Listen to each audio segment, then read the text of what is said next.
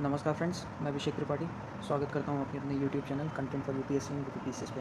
दोस्तों, आज डेट है 27 अगस्त 2022। दोस्तों, आज हम अपने इस इंडियन एक्सप्रेस के कुछ ज़रूरी एडिटोरियल्स और ज़रूरी करंट अफेयर्स को देखेंगे। तो दोस्तों, शुरुआत करते हुए आज लगभग मान के चलिए 5 से 6 आपको ज़रूरी करंट अफेयर्स मिल जाएंगे और 2-3 एडिटोरियल्स हैं जो आज मुझे बहुत इंपॉर्टेंट लगे, तो मैंने सोचा कि आपके साथ एक साथ इस वीडियो में ला दिया। बेसिकली क्या होता है ना दोस्तों कि कभी कभी 2 वीडियो बनानी पड़ती है, पर आज जो है कि 2 एडिटोरियल्स मुझे इंपॉर्टेंट लगे, तो मैं दोनों को एक में ही कंबाइन करूँगा।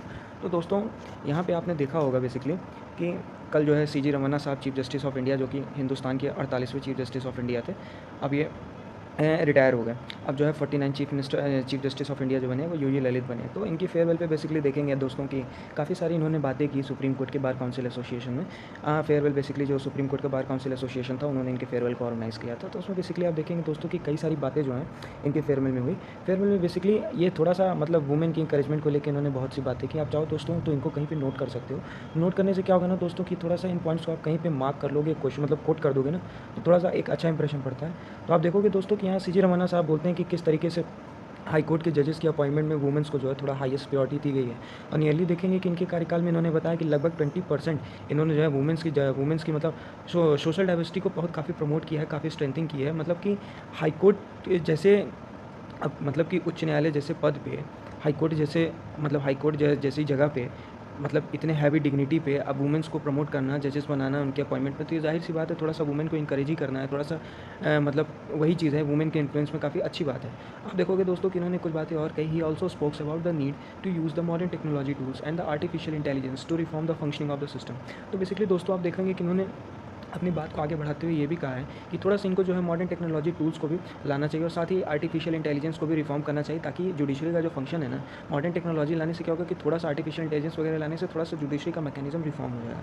तो चलिए दोस्तों, इस न्यूज़ को थोड़ा सा डिस्कस करते हैं। ये आगे वाले पेज पे है डिटेल में। तो थोड़ा सा कुछ बातें और हैं दोस्तों जो यहाँ पे ज़रूरी मैंने समझी तो हाईलाइट कर दी। आप चाहें दोस्तों तो वीडियो को पॉज करके खुद से भी पढ़ सकते हो, वरना मैं आपको कुछ ज़रूरी बातें तो उसमें से बता ही देता हूँ।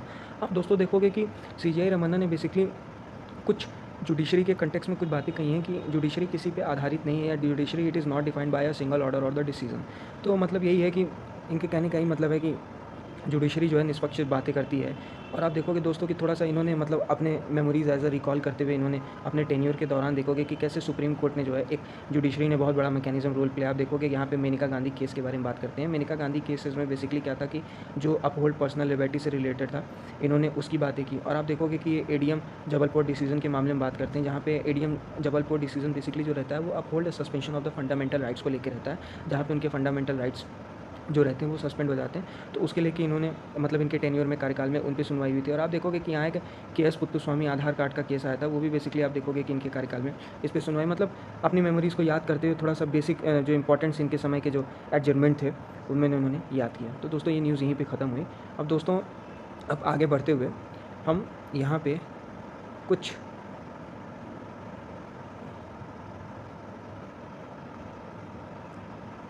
एक छोटी सी न्यूज़ है दोस्तों कि यहाँ पे रिसेंटली क्या है कि दिल्ली हाई कोर्ट में पिटीशन दायर की गई थी। दिल्ली हाई कोर्ट में बेसिकली जो पिटीशन दायर करने वाले थे वो आत्माराम सगरोई थे। ये बेसिकली 84 साल के 84 ईयर्स के सीनियर एडवोकेट थे। तो इन्होंने बेसिकली क्या बोलते हैं पीआईएल दाखिल की थी। पीआईएल दाखिल में क्या था कि बेसिकली जो दिल्ली गवर्नमेंट थी ना, वो बार बार अपनी जगह गैजेट्स में, हर जगह मतलब स्पीचेस में और सरकारी जर्नल्स में, डॉक्यूमेंट्स वगैरह में बार बार जो थी वो सेंट्रल गवर्नमेंट को कोट करती थी यूनियन गवर्नमेंट। तो बेसिकली इसी के लिए जो है पीआईएल दाखिल किया गया था कि इसको चेंज किया जाए और यहाँ पर जो है यूनियन गवर्नमेंट के बजाय सेंट्रल गवर्नमेंट को लाया जाए, मतलब रिप्लेस करें, इसी के आधार पर था। तो यही पिटीशन जो हुआ तो ऑर्डर दिया गया है इसी को लेकर। और आप देखेंगे दोस्तों कि ज़्यादा न बढ़ते हुए कुछ न्यूज़ और इम्पॉर्टेंट्स हैं। तो इन इम्पॉर्टेंट न्यूज़ में दोस्तों ये एक एडिटोरियल है अग्निपथ स्कीम से रिलेटेड, गोरखा रेजिमेंट से रिलेटेड है। पहले दोस्तों एक छोटा सा आइडिया वाले पेज सेक्शन पे इस पर कुछ बातें लिखी हैं, पहले मैं उसको बताऊंगा, उसके बाद मैं इस एडिटोरियल को डिस्कस करूंगा, ठीक है दोस्तों। और ये दूसरा एडिटोरियल सेक्शन में मुझे ये चीज़ बहुत अच्छा लगा कि Google versus fake news. Basically क्या है दोस्तों कि करंट टाइम में आप देखोगे कि इसको मैं यहीं पर डिस्कस कर ले रहा हूँ, बहुत छोटा सा न्यूज़ है दोस्तों, तो मैं इसको यहीं पर डिस्कस कर ले रहा हूँ। बाकी जो इसके पहले वाला आप देखोगे ना कि अग्निपथ स्कीम से गोरखा रिक्वायरमेंट को लेकर कुछ यहाँ पे बातें हैं, कुछ छोटे छोटे कंसर्न्स हैं, तो उसको मैं थोड़ा सा आगे एक टॉपिक और है, पहले मैं उसको डिस्कस करूँगा, फिर उसके बाद में इस आर्टिकल को। तो ये जो गूगल और फेक न्यूज़ वाला है ये छोटा सा है, तो मैं इसको यहीं पर डिस्कस कर लेता हूँ। बेसिकली आप देखोगे दोस्तों कि गूगल वर्सेस फेक न्यूज़ के कंटेक्स्ट में यहाँ पे बात नहीं कि करंट टाइम में आप देखोगे कि जो रशिया और यूक्रेन के कंटेक्स्ट में लड़ाइयाँ चल रही हैं ना, तो इसके बीच में जो थोड़ा सा मतलब फेक इन्फॉर्मेशन जो है स्प्रेड हो रहा है। इससे क्या होता है कि धीरे धीरे मतलब बहुत सी दिक्कतें आ जाती हैं। तो बहुत सी दिक्कतें इन द सेंस समझने की कोशिश की। करंट टाइम में क्या है ना कि इंटरनेट एक बहुत बड़ा सोर्स हो चुका है आज के समय की न्यूज़ गैदर करने के लिए, मतलब देश विदेश में क्या चर्चा हो रहा है। तो उसमें सबसे बड़ी चीज़ जो आज के समय में प्लेटफॉर्म है ना, वो है गूगल। तो अगर आप छोटी सी एक मिसगाइडेंस इन्फॉर्मेशन फैला देते हो और लोगों को जानकारी नहीं, अब करंट टाइम में मान के चलिए कि यूक्रेन में क्या हो रहा है, रशिया में क्या हो रहा है, अब गूगल पे मिसगाइडिंग इन्फॉर्मेशन हो जाता है, तो करंट टाइम में उस कंट्री की डिग्निटी को भी लेके बात आ जाती है। तो यहीं पे जो थोड़ा सा फेक न्यूज़ के कंटेक्स्ट में गूगल ने एक एक्शन लेते हुए क्या किया कि एक जिगजॉ प्रोग्राम बनाने की कोशिश की है। बेसिकली ये देखिए लिखा है दोस्तों कि Google has describe the Jigsaw program as a pilot study that eventually be implemented more widely. तो बेसिकली इसमें क्या होगा दोस्तों कि एज अ पायलट सिस्टम बनाया जाएगा, पायलट स्टडी किया जाएगा कि बेसिकली कौन सी इन्फॉर्मेशन सही है, कौन सी नहीं है, और कौन सी किसके कंटेक्ट क्या है कि मिस इन्फॉर्मेशन फ्लो आ रही है। तो यही सारी चीज़ों को मतलब रोकथाम करने के लिए ये प्रोग्राम बनाया बेसिकली। तो ये समझने की कोशिश करिए कि छोटी सी एक पहल है गूगल की तरफ से। तो ये छोटा सा आर्टिकल था, तो मैंने इसको डिस्कस कर लिया। अब दोस्तों आगे बढ़ते हुए हम जो है यहाँ पे एक्सप्रेस नेटवर्क के पेज में दोस्तों इसको हम डिस्कस करेंगे। एक्सप्रेस नेटवर्क के पेज में दोस्तों बेसिकली आप देखोगे कि जो आज से 3-4 दिन पहले अगर आपको याद होगा तो बहुत बड़ा करंट अफेयर आया था कि बेसिकली आप देखेंगे कि पंजाब और हरियाणा वाले रीजन में क्या है ना कि जो चावल की जो खेती हो रही है उसमें काफ़ी डॉर्फिनिज्म और स्टंट ग्रोथ देखने को मिल रही है। तो बेसिकली आप देखोगे कि जो पंजाब की है जो एग्रीकल्चर्स है ना, उन्हें जो है डिकोड किया है कि करंट टाइम में जो आप देख रहे हो कि जो डॉर्फिनिज्म की जो कंडीशन आ रही है ना, ये बेसिकली डॉर्फिनिज्म की कंडीशन जो आने की वजह है ना, ये इसका जो मतलब वजह मतलब जो दिख रही है सामने आ रही है, जो जीनस सामने आया है, ये सबसे पहले चाइना में आया था। तो चाइना में समझने की कोशिश करिए दोस्तों कि यहाँ पे कंटेक्स्ट में लिखा है कि dwarfing of the plants in Punjab and Haryana, scientist at the Punjab agriculture university decoded the mystery blaming it's on the southern rice black stream dwarf virus. यहाँ पे देखिए दोस्तों थोड़ा सा ये इंपॉर्टेंट है, the southern rice black streamed dwarf virus named after the south in China. मतलब ये दोस्तों जो वायरस का नाम है ना, यहाँ पे मिस्ट्री ब्लेमिंग ऑफ द, ये देखिए दोस्तों इसको मैं थोड़ा सा अंडरलाइन कर दे रहा हूँ, आप चाहें तो इसको जूम करके देख लीजिएगा। सॉरी दोस्तों, यहाँ पे जो है लिखा है southern rice black streaked dwarf virus. तो साउथ चाइना में बेसिकली इसको फर्स्ट रिपोर्ट 2021 में किया गया था। तो आप देखोगे दोस्तों कि साइंटिफिक रिसर्च के दौरान ये देखा गया है कि ये जो वायरस है SRBS-DV is basically transferred by the white black plant hopper in a persistent circulatory and propagative manner. तो बेसिकली यही दोस्तों की ये वे प्लांट मतलब वाइट बैक एक प्लांट होपर टाइप का है जो बेसिकली सर्कुलेट हो रहा है जगह जगह प्रोग्रेटिव माइनर में। प्रोग्रेटिव माइनस मतलब यही है कि टंज कसते हुए इन्होंने, जैसे चाइना को जो है कोविड के लिए टंज कसा जाता है, तो बेसिकली यही थोड़ा सा टंज कसते हुए ये बातें कही गई हैं। अब आप देखोगे दोस्तों कि थोड़ा सा इसमें कुछ बातें और इंपॉर्टेंट हैं। आप देखोगे कि यहाँ पे लिखा है the samples are the collected from the different districts analysed for the detection of the different rice pathogens including 9 virus and 1 phytoplasm. तो कुछ सैंपल्स लिए गए हैं सैंपल में PCR study polymerise chain reaction molecular basis के analysis पे। आप देखोगे कि वहाँ पे ये SRBS-DV के कुछ मॉलिक्यूल्स मतलब ये मार्कर्स पाए गए हैं। तो बेसिकली वही जो चाइना में सबसे पहले 2001 में रिपोर्ट किया गया था, तो ये वायरस जो है उसी के बदौलत देखेंगे कि यहाँ पे चीज़ें देखने को मिल रही हैं। तो ये जो दोस्तों ये SRBS का फुल नेम है ना, ये SRBS-DV का, इसको थोड़ा सा दोस्त आप कहीं नोट कर लेना। यहाँ पे SRBS-DV का मतलब होता है the southern black streaked dwarf virus, the southern rice black streaked dwarf virus. तो दोस्तों थोड़ा सा इसको आप देख लीजिएगा। उसके बाद आप देखोगे कि दोस्तों ये सुप्रीम कोर्ट ने जो है आयरन की माइनिंग को लेके कर्नाटका में थोड़ा सा रिलैक्सेशन दिया है 2 डिस्ट्रिक्ट को। बेसिकली क्या होगा दोस्तों कि एक छोटी सी थी कर्नाटका के रिलेटेड में। और माइनिंग का क्या था ना कि ये चित्रदुर्ग और तुमकर डिस्ट्रिक्ट्स में बेसिकली क्या था कि कुछ टाइम के लिए सुप्रीम कोर्ट ने एक स्टे लगा दिया था कि इकोनॉमिक कंजर्वेशन वो कंजर्व करने के लिए कि ज़रूरत से ज़्यादा ये जो पब्लिक प्राइवेट पार्टनरशिप में जो प्राइवेट एंटिटीज़ थी ना, इन्होंने इतना ज़्यादा मतलब माइनिंग की खोज में वहाँ के लोकल जो कंजर्वेटिव चीज़ें थी ना उसको इतना ज़्यादा मतलब इन्वायरमेंट को एक्सप्लॉइट करने लगे कि वापस से गवर्नमेंट को इंटरवीन करना पड़ा। तो बेसिकली क्या था दोस्तों कि आप देखोगे कि ये जो डिस्ट्रिक्ट्स हैं ना, ये आयरन ओर के लिए इतने रिच थे कि थोड़ा सा इकोनॉमिक पे इम्पैक्ट इसका पड़ने लगा। तो सुप्रीम कोर्ट ने थोड़ा सा लिबरल अप्रोच दिखाते हुए इन्होंने जो है यहाँ पे बातें की हैं। सुप्रीम कोर्ट ने बेसिकली लिखा है the oversight committee in its report expressed inability to express its film opinion in the matter in the view of conflicting reports submitting by the courts appointments letter empowered committee and the monitoring committee. तो basically यही है दोस्तों की committee ये बातों को express करती है कि ओपिनियन में जो कन्फ्लिक्टिंग रिपोर्ट्स आ रहे थे ना सबमिटेड कोर्ट के अपॉइंटमेंट के सेंट्रल एम्पावर्ड कमेटी और मॉनिटरिंग कमेटी को लेके, तो ये यहीं पे यहाँ पे बातें की हैं। Court has also pointed out that the state of the Karnataka and the ministry of the steel Karnataka iron and steel manufacturers associations and the mining lease holders were are in the agreements that had change the situations on the ground warrants a complete removal of the ceiling limits. तो basically वही है दोस्तों की थोड़ा सा liberal approach दिखाते हुए कि आप नेसेसरी इकोनॉमी के कंटेक्स्ट में थोड़ा सा कंजर्वेशन को ध्यान में रखते हुए इन्होंने जो है पॉइंटेड किया है स्टेट ऑफ कर्नाटका और ministry of the steel Karnataka iron store को कि आप थोड़ा सा एक सिचुएशन को चेंज करने की कोशिश करिए ग्राउंड लेवल पे आके। तो ये दोस्तों यहाँ पे बातें थी। उसके बाद आप देखोगे दोस्तों कि यहाँ पे एक छोटी सी न्यूज़ और है। इस छोटी सी न्यूज़ में आप देखोगे कि यहाँ पे लिखा है कि पंजाब के क्या है कि अकाली दल ने बेसिकली विजिलेंस ब्यूरो को इंक्वायरी के लिए बातें कही हैं कि क्या है ना दोस्तों कि पंजाब में बेसिकली आज जानते होंगे कि कनाडा में अधिकतर लोग जो हैं वो आज हिंदुस्तान के पंजाब वाले रीजन से ज़्यादा हैं। तो थोड़ा सा दोस्तों यही है, थोड़ा सा विजिलेंस कमीशन को एज इंक्वायरी के लिए यहाँ पे बातें की गई हैं। इंक्वायरी के लिए समझने की कोशिश करें कि वो बातें की गई हैं कि जैसे कि क्या है ना कि अकाली दल के कुछ सारे मिनिस्टर्स ऐसे हैं जो मिनिस्टर्स होने के साथ साथ कनाडा का ग्रीन कार्ड ले चुके हैं। ग्रीन कार्ड लेने के साथ साथ आप देखोगे कि उन्होंने जो है वहाँ के परमानेंट रेसिडेंस भी ले लिया है। तो यही सारी दोस्तों एक इंक्वायरी के लिए यहाँ पे बातें की गई हैं। ठीक है दोस्तों, तो छोटी सी न्यूज़ थी, मैंने वो भी डिक्लेयर कर ली। अब दोस्तों यहाँ पे थोड़ा सा आप देखोगे कि केरला के कंटेक्स में केरला हाईकोर्ट ने एक छोटा सा मतलब अपने हाथ में पॉलिसी का नियंत्रण लेते हुए थोड़ा सा एक डिसीजन सुनाया। डिसीजन सुनाने के साथ साथ मतलब एक इन्होंने ये भी कुछ बातें कही हैं। यहाँ पे देखिए दोस्तों, छोटी सी न्यूज़ है, includes the chapter on the sexual abuse in the school and high court CBSE. Current time में क्या दोस्तों एक मेजर कंसर्न निकल के आ रहा है केरला में कि अभी हाल ही में देखा गया था 15 साल की बच्ची का गैंग रेप हुआ था। गैंग रेप नहीं मतलब नॉर्मल रेप हुआ था, उसमें एक ही आदमी जो है सस्पेक्ट पाया गया था, एक ही आदमी एक्यूज था। हालांकि बाद में उसकी गिरफ्तारी हो गई। तो दोस्तों यही थोड़ा सा एक मेजर कंसर्न्स को लेकर कि जो बच्चे देश का भविष्य हैं वो ऐसे मतलब हीनियस क्राइम में कैसे लिप्त होते जा रहे हैं। तो थोड़ा सा हाईकोर्ट ने इस चीज़ पर चिंता जताते हुए थोड़ा सा मतलब अपने हाथ में सीबीएसई में नियंत्रण लेते हुए ये कहा है कि सीबीएसई को अपनी किताबों में कुछ चैप्टर्स में सेक्सुअल अब्यूज़ को लेकर कुछ चीज़ें ऐड करना चाहिए। ऐड इन द सेंस कि ये रेप जैसा हीनियस क्राइम्स, ये जो सेक्सुअल अब्यूज़ हैं, ये थोड़े हीनियस क्राइम है कि अगर आप इसमें लिप्त हो जाओगे तो आगे आपका भविष्य क्या होगा। और थोड़ा सा मतलब लोगों के बीच में कह सकते हो कि एक अच्छी मेंटालिटी को स्प्रेड करने की ये पहल की गई है। तो ये यहाँ पे दोस्तों था। आप जुडिशरी के मैकेनिज्म में चाहो तो इस चीज़ को यूज़ कर सकते हो। ठीक है दोस्तों, तो यहाँ पे मैंने इसको डिस्कस कर लिया। आप चाहो तो ये मैंने इंपॉर्टेंट पॉइंट को हाईलाइट किया है, आप चाहो तो वीडियो को स्टॉप करके यहाँ पे देख सकते हो। ठीक है दोस्तों, तो ये न्यूज़ यहाँ पे कंप्लीट हुई। अब दोस्तों आगे बढ़ते हैं। अब दोस्तों इस आगे बढ़ते हुए आप देखोगे कि ये एक्सप्लेंड वाला सेक्शन है। आपको याद होगा दोस्तों मैंने एक एडिटोरियल छोड़ा था अग्निपथ स्कीम को लेकर, गुरखा रिक्रूटमेंट को लेकर। तो ये दोस्तों यहाँ पे डिस्कस करेंगे। तो यहाँ पे देखोगे एक्सप्लेंड वाले सेक्शन में दोस्तों एक बड़ी बात लिखी है। यहाँ पे आप देखिए कि लिखा है the why Nepal has put on the hold Gurkha recruitment under the Indian Agnipath scheme. Indian Agnipath scheme में बेसिकली आप देखोगे दोस्तों कि क्या है कि करंट टाइम में गुरखा ने जो है ना थोड़े से कंसर्न जताए हैं। कंसर्न जताने के साथ साथ इन द सेंस समझने की कोशिश करें कि मामला क्या है कि अग्निपथ स्कीम में सरकार ने जो ये किया है ना कि आपका 4 साल के लिए रिक्वायरमेंट होगा, उसके बाद आप रिटायर हो जाएंगे। रिटायरमेंट के बाद आपको जो है अग्निपथ वीर माना जाएगा, ना कि सोल्जर माना जाएगा।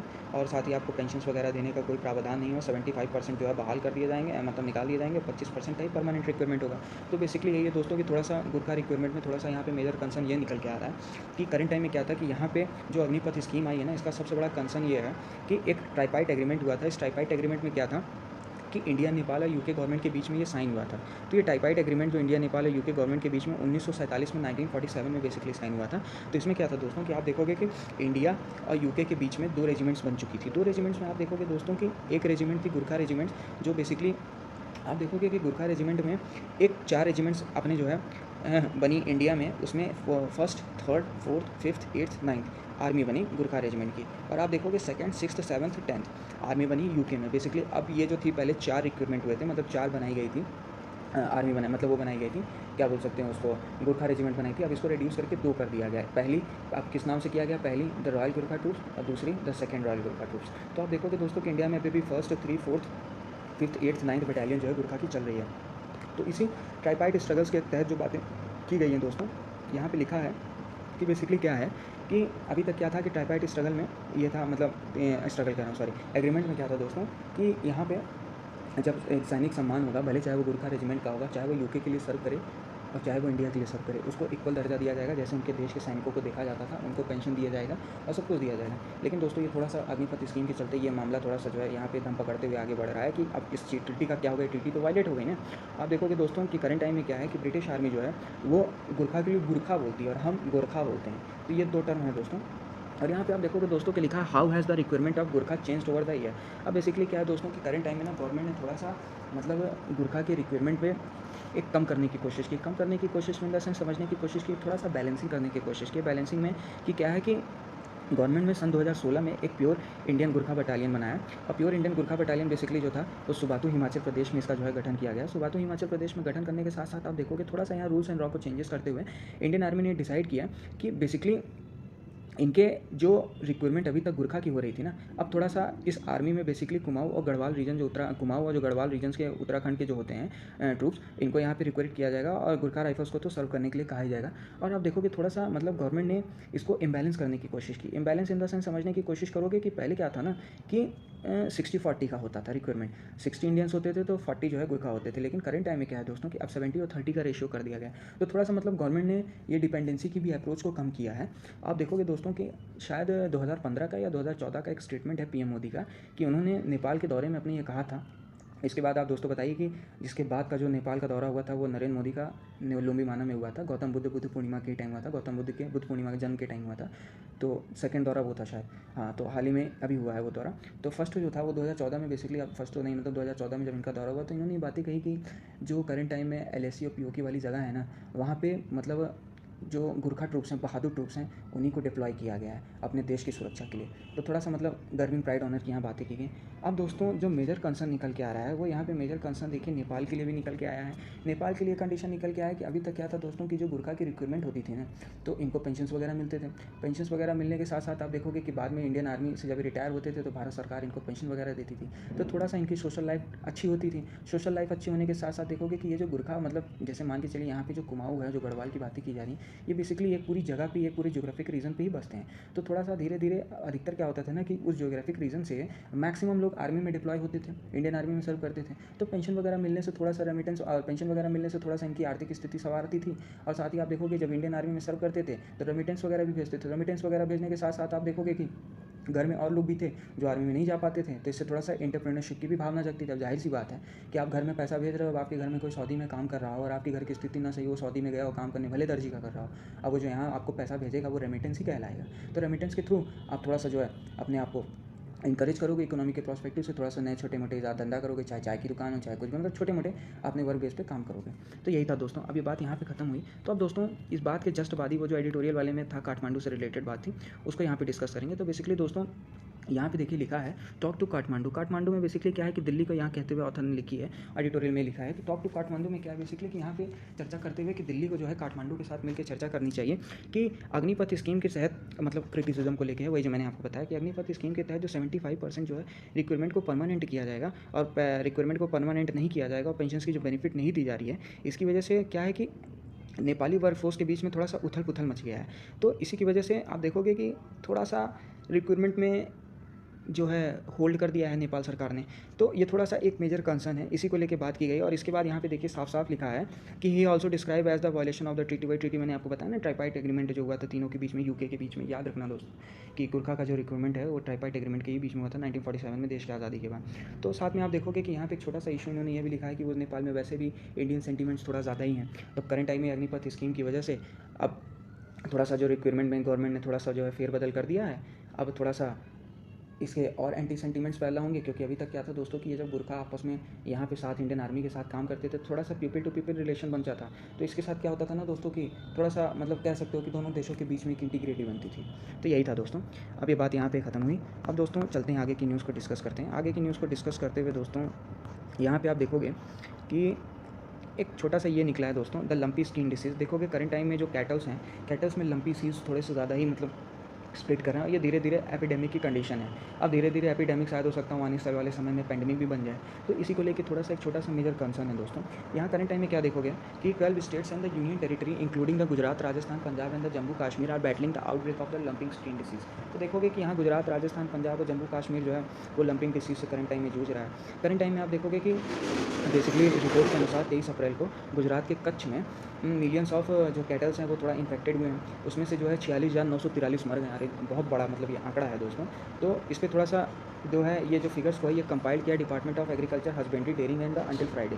तो आप देखोगे थोड़ा सा LSD के बारे में यहाँ पे जानकारी लिखी है कि ये जो लंप डिसीज़ है ना, इसके लंप स्किन डिसीज़ इसके बारे में देखो बेसिकली लिखा है दोस्तों कि lump disease is a virus of the capripox virus genus. ये कैप्रिको वायरस जीनस की जो है कैप्रिको वायरस जीनस का है। और इसकी जो है यहाँ पे देखिए दोस्तों लिखा है कि साइंस एंड टेक में मोस्ट इंपॉर्टेंट हो सकते हैं। तो थोड़ा सा दोस्तों आप इसको वीडियो पॉज करके कहीं एक जगह लिख लीजिएगा अपने नोट्स में। तो आप देखिए दोस्तों यहाँ पे जो लिखा है ना, which is the virus of the capripox genus in the poxviridae family. तो ये दोस्तों जो है वो पॉक्सीविरिडाई फैमिली से ताल्लुकात रखता है। आप देखोगे कि sheep pox virus and the goat pox virus are the other member. ये दोनों वायरसेस भी दोस्तों इसी जीनस से ही, जो कैप्रिको वायरस है, इसी जीनस से ही ताल्लुकात रखते हैं। तो आप देखोगे दोस्तों कि अभी तक क्या था कि ये जो है काऊ में होता था, और काऊ के प्रोजेनी यानी जैसे उनके बच्चे, गाय के बच्चे बछड़ा या बछड़ी में ही होता था। और साथ ही आप देखोगे कि एशियाटिक वाटर बफेलोज में भी होता था। लेकिन करंट टाइम में क्या है कि according to the 2021 report of the United Nation food and देखिए दोस्तों याद रखना कि according to the 2021 report of the United National food and agriculture organisation, LSD outbreaks occur as the epidemics several year part. मतलब ये है कि current time में एक बहुत बड़ा मतलब FAO का भी कंसर्न है कि ये जो लंप एंड स्किन डिसीज़ है, इससे क्या है कि जो कैटल्स की लाइफ लूज़ हो रही है ना, ये समझिए दोस्तों कि कह सकते हो कि भाई किसी की ज़िंदगी तो जा ही रही है। साथ में देखोगे दोस्तों कि इससे इकोनॉमिक इम्पैक्ट भी बहुत ज़्यादा पड़ा है। इकोनॉमिक इम्पैक्ट समझने की कोशिश करिए कि अब ज़ाहिर-सी बात है, ये जो काउज़ वगैरह थे ना, अब जब मिल्क रेवोल्यूशन आया था, व्हाइट रेवोल्यूशन आया था, तो आप देखोगे कि जो धीरे-धीरे कोऑपरेटिव फैक्ट्रीज़ कोऑपरेटिव बैंक्स जो अमूल्स के बनाए गए थे, कि अमूल्स वगैरह जाते थे जगह-जगह डेयरी की दुकानों से दूध लेते थे। मतलब ये जो दूध मिल्क मैन्स हुआ करती थी, अपने दूध जो थे अमूल को देते थे, तो धीरे-धीरे जगह-जगह ये जाके सप्लाई होती थी। तो इन्हीं कैटल्स की मौतों की वजह से आप देखोगे कि थोड़ा-सा इकोनॉमिक इम्पैक्ट की कंडीशन में ये जो है एक मेजर कंसर्न है कि इकोनॉमिक इम्पैक्ट में थोड़ा-सा मतलब धीरे-धीरे मिल्क का कनेक्शन जो है वो 5% कच्च में काफ़ी गिरता गया। और साथ में आप देखोगे कि इस क्या बोलते हैं एलएसडी की डिसीज़ के कारण जो है मिल्क और प्रेग्नेंट वुमेन हैं, उनके बच्चे भी काफ़ी मिसकैरेज कर रहे हैं। अब दोस्तों थोड़ा-सा इस पे जो है सिम्पटम्स को डिस्कस करेंगे कि एलएसडी का बेसिकली सिम्पटम्स क्या है और स्प्रेड कैसे होता है। स्प्रेड मतलब फैलता कैसे और सिम्पटम्स क्या है, लक्षण क्या है। तो एलएसडी के बेसिकली एलएसडीवी मतलब लम्प स्किन डिसीज़ का बेसिकली जो है ये क्या कह सकते हो कि blood sucking vectors, ticks, mites, mosquitoes के थ्रू होता है। कंटामिनेटेड वाटर मतलब गंदे पानी वगैरह की वजह से होता है। और आप देखोगे दोस्तों कि यहाँ पे बेसिकली क्या है कि एक इन्वायरमेंट के कंटेक्स्ट में बात लिखी है कि ये जो है मानसून की सीज़न में ज़्यादा, क्योंकि दोस्तों जब बारिश होती है ना, तो कीचड़ वगैरह का जब माहौल बन जाता है ना, तो कीड़े वगैरह बहुत ज़्यादा पनपते हैं, तो गंदगियाँ बहुत ज़्यादा मतलब कीचड़ में पनपती हैं। तो बेसिकली ये वही कंडीशन ज़्यादा होती है कि उस टाइम ये स्प्रेड ज़्यादा करता है। और दोस्तों आप देखोगे कि ये जो है इसके सिम्टम्स के बारे में लिखा है कि ये सर्कुलेटरी सिस्टम जो है एनिमल्स को अटैक करता है। और साथ में देखोगे कि उनके ब्लड वेजल्स में इन्फ्लेमेशन होने लगती है। इन्फ्लेमेशन के साथ साथ मतलब ये है कि कह सकते हो कि जैसे कट गया ना, खून गिरने लगा ना, तो वैसे ही समझ लीजिए कि इन्फ्लेमेशन होने लगती है, ब्लड वेसल से इन्फ्लेमेशन वगैरह होने लगेगी। और आप देखोगे कि जो कैटल्स होंगे जैसे गाय और बफेलोज़ होंगे, उनके लीवर में, लंग्स में, स्प्लिन्स में, लिम्फ नोड्स में लीजन्स वगैरह बनने लगते हैं। तो दोस्तों ये छोटा सा एक यहाँ पे बात लिखी हुई थी, तो मैंने सोचा ये डिस्कस कर लूँ। ये साइंस एंड टेक में बेसिकली इंपॉर्टेंट हो सकता है दोस्तों, तो इसलिए मैंने यहाँ पे डिस्कस कर लिया। अब दोस्तों यहाँ पे इंटरनेशनल रेगुलेशंस के रिगार्डिंग में एक न्यूज़ है। यहाँ पे दोस्तों देखोगे कि करंट टाइम में आपने देखा होगा, न्यूज़ में भी सुना होगा, और यहाँ पे उसी के रिगार्डिंग ये बात लिखी है कि करंट टाइम में 1982 के बाद सन 2022 में लगभग 40 साल के बाद यूएस में इतनी महंगाई है। तो उस महंगाई के चलते जो दोस्तों लोगों की लाइफ इंपैक्ट है ना, थोड़ा ज़्यादा ही पड़ गई है, क्योंकि जो हाउस होल्ड के जो मेजर नीड है ना, गैस, वो जो है इतनी ज़्यादा महंगी हो गई है कि लोगों के लिए काफ़ी मतलब मेजर कंसर्न है। क्यों? क्योंकि मतलब यहाँ पे ये बातें लिखी हैं दोस्तों कि उनके रेंट से भी ज़्यादा, हाउस होल्ड रेंट से ज़्यादा करंट टाइम में कुकिंग के लिए गैस वगैरह भी है। तो इसका कहीं ना कहीं देखिए दोस्तों कारण जो है वो रशिया के वॉर को भी लेके है। रशिया की जो नॉर्थ स्ट्रीम जो पाइपलाइन है, जिसके थ्रू ये जो गैसेस की सप्लाई होती हैं, तो थोड़ा सा आप देखोगे कि जो रशिया के ऊपर सेक्शंस वगैरह लगाए गए थे, तो उसी के थ्रू ये थोड़ा सा जो है प्राइसेस इंक्रीज़ कर गए हैं। तो दोस्तों जो है चलिए आगे बढ़ते, अब दोस्तों ये चलिए आगे बढ़ते हुए ये यहाँ पे एक इंटेलेक्चुअल प्रॉपर्टी राइट्स को लेकर एक मामला है। इसमें आप देखोगे दोस्तों की जो कोविड की वैक्सीन है मॉडर्ना, इसने जो है फाइज़र पे और बायोटेक कंपनीज़ में, बायोटेक जो है कंपनी पे मुकदमा ठोका है। मुकदमा इन द सेंस आप देखोगे कि मॉडर्ना ने जो है अपनी ये बोला है कि ये दोनों ने इंटेलेक्चुअल प्रॉपर्टी राइट्स को वायलेट किया। इंटेलेक्चुअल प्रॉपर्टी राइट्स को वायलेट करने के साथ साथ मतलब इन द सेंस समझिए कि जो मॉडर्ना है ना, वो मैसेंजर एमआरएनएस्ट वायरस है। तो इन्होंने जो है कोविड पेंडेमिक से पहले ही अपने आप को ईजाद करके डेवलप कर लिया था, ये वैक्सीन को बना दिया था। लेकिन आप देखोगे कि फाइजर और जो बायोटेक की कंपनियाँ हैं ना, इन्होंने इनके फार्मूला को चुरा लिया। तो फार्मूला को चुराने के साथ साथ आप देखोगे कि यही थोड़ा सा मामला तुल पकड़ते हुए इंटेलेक्चुअल प्रॉपर्टी राइट्स इसमें वायलेट हो गई। तो इसी के तहत देखोगे कि ये छोटा सा एक मामला है, तो यूएस और जर्मनी के कोर्ट में ये जो है मुकदमा दर्ज किया गया है। तो दोस्तों ये सारी बातें यहीं पे ख़त्म हुई। उम्मीद करता हूँ मेरी कई बातें आपको अच्छी लगी हों। अगर मेरा बनाया ये लेक्चर आपको पसंद आया हो, मेरा ये सेशन आपको अच्छा लगा हो, तो चैनल को शेयर करिए, सब्सक्राइब करिए, लाइक करिए, पढ़ते रहिए, मस्त रहिए दोस्तों। Have a nice day.